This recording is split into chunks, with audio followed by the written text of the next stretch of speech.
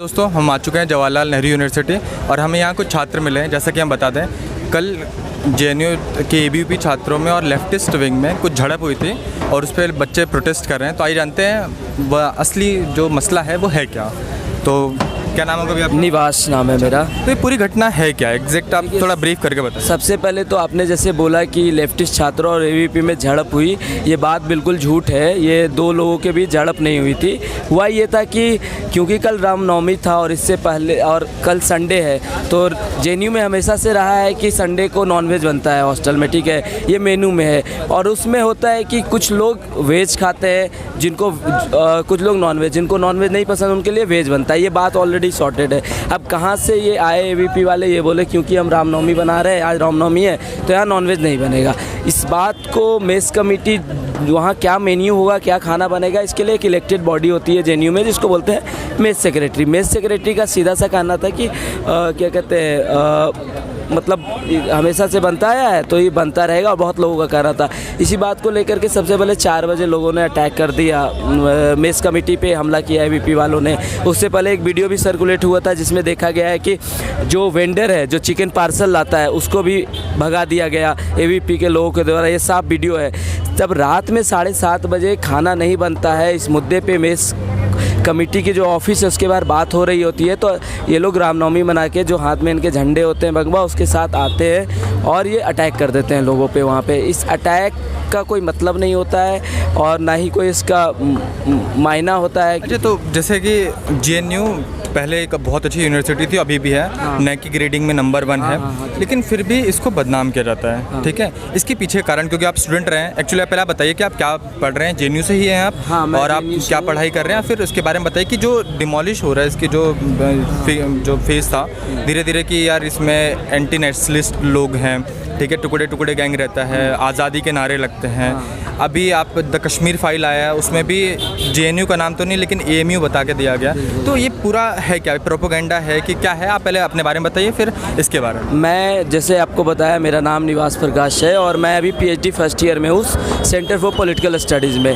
देखिए, सबसे पहले तो मैं ये बोलूँगा कि ये जो एंटी नेशनल है, ये बदनामी है, ये कब से हो रहा है? तो ये सबको पता है कि ये 2014 के बाद से हो रहा है और जेएनयू 2014 से नहीं बना। जेएनयू 2000 मतलब बहुत सालों से, 1965 से है। और ये चीज़ें जो सिलसिला है बदनामीकरण का, ये 2014 से हुआ है। क्यों हो रहा है अगर इसको देखिएगा तो यही है कि ये देश में एक ऐसा यूनिवर्सिटी है जहाँ पे गरीब तबके से लोग आते हैं। एक ऐसा यूनिवर्सिटी है जो हर मुद्दे पे मुखर होकर अपनी बात रखती है। एक ऐसा यूनिवर्सिटी है जो कोई भी देश में अगर गलत होता है तो उसके लिए रोड पे आ जाती है। तो उसके बाद से ही जेएनयू पे अटैक होता है और इनके जो वाइस चांसलर, जो एबीवीपी RSS से इनके आइडियोलॉग हैं, यहाँ पे आते हैं। ये अपना मुद्दा, जैसे रामनवमी का अगर इवेंट देखें तो ऐसा नहीं है कि जेएनयू में हिंदू वाले हिंदू रिलीजन के लोग हैं जो फेस्टिवल नहीं मनाते थे। ऐसा नहीं है कि यहाँ पे पहले इस तरह का हवन नहीं होता था, ये होता था और सब अपने रिलीजियस दायरे में ये चीज़ क्या करते थे।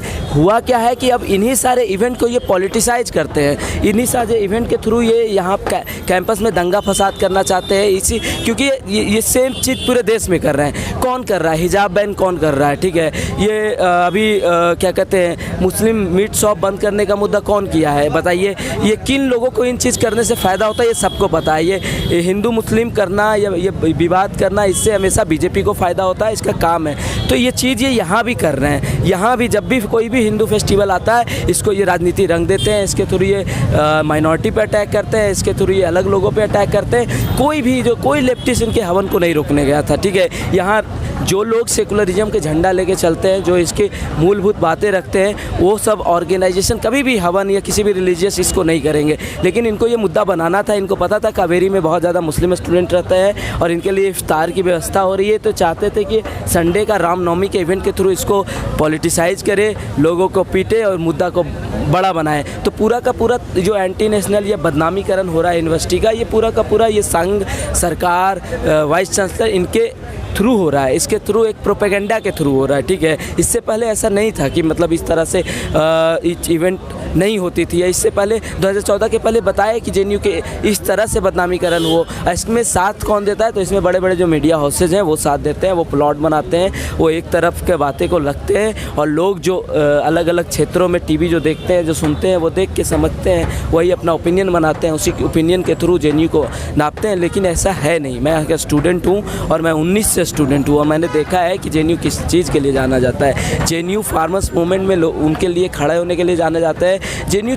शिक्षा, सस्ती शिक्षा के लिए खड़ा होता है, अफोर्डेबल एजुकेशन के लिए हमेशा खड़ा होता है, और समाज में जो भी गरीब तबका, मजलूम लोग हैं, उनके आवाज़ बनने का काम करता है जेएनयू। इसीलिए सरकार को चीड़ होती है इस यूनिवर्सिटी से। इसीलिए जो ये ब्राह्मणवाद, मनुवाद, इस तरह के सोच के जो लोग हैं, ये डरते हैं जेएनयू से। ये कारण है। अच्छा, तो आपने कारण बताया कि ये पूरा प्रोपेगेंडा है और कुछ नहीं है ना, कि नवरात्रि में इन्होंने पहले से प्लान बनाया है कुछ छात्रों ने कि इस बखेड़े को खड़ा करने के लिए। हाँ, इसके थ्रू। जैसे कश्मीर फाइल अभी मूवी आई है, उसको बहुत ज़्यादा पॉलिटिकलाइज भी किया जा रहा है, पब्लिसिटी बहुत, हर नेता, चाहे वो कैबिनेट का मंत्री हो, चाहे एक्टर्स हो, ठीक है, लगातार उसको पॉलिटिकलाइज कर रहे हैं, कि प्रमोट कर रहे हैं, ठीक है।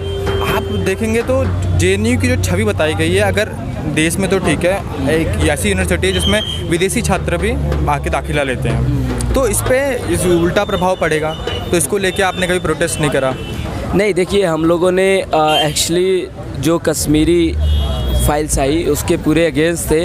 हम लोग का रिटेन में या प्रोटेस्ट वगैरह जो भी है इस तरह का आया, लेकिन क्योंकि इस मुद्दे को इन लोगों ने इस तरह से पॉलिटिसाइज किया, सरकार ने एजेंडे के रूप में लिया, बहुत सारे पैसे खर्च किए, और उसमें दिखाया कि किस तरह से, मतलब इनका हमेशा से रहा है कि जहाँ भी थोड़ा सा भी इनको एंगल हिंदू मुस्लिम का मिलेगा, उसको उजाड़ के लेके आएंगे, उसको करेंगे।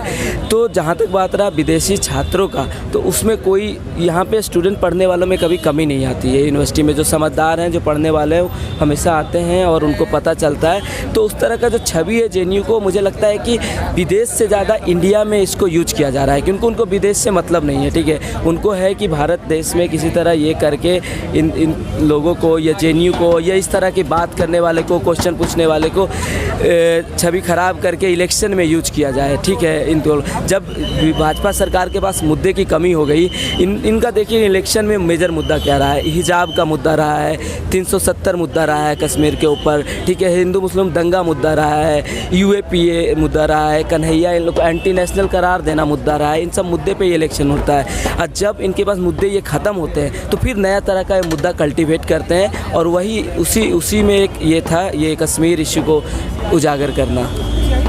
तो दोस्तों, ये थे हमारे पीएचडी के एक छात्र जो जेएनयू से पढ़ रहे हैं, और इन्होंने एक अलग वास्तविकता बताई है जो कि मीडिया हाउसेस के इतर है। तो देखते रहिए, बने रहिए हमारे साथ एनपी भारत में। धन्यवाद।